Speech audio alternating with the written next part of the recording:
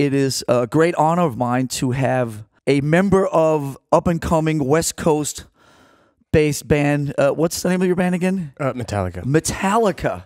The one and only Kirk Hammett is sitting about 4 feet across from me. Is Jimmy the reason you picked up a guitar?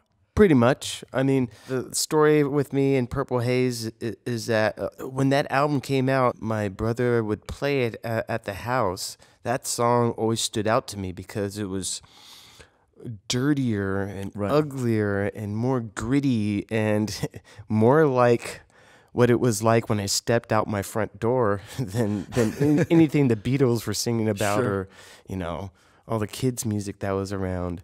I gravitated to that.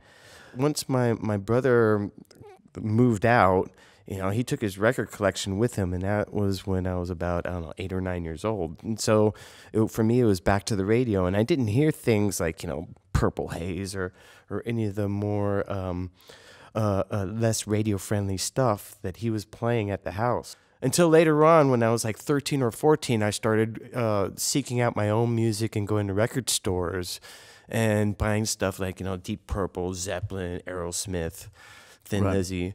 And I can remember I went to go see Led Zeppelin, A Day on the Green, 1977.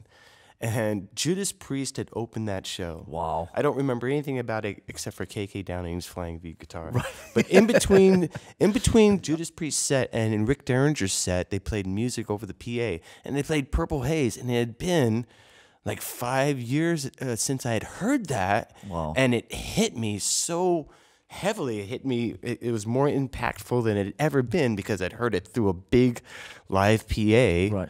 Pretty much the next day, went and tried to scrounge some cash up to go buy some Hendrix albums.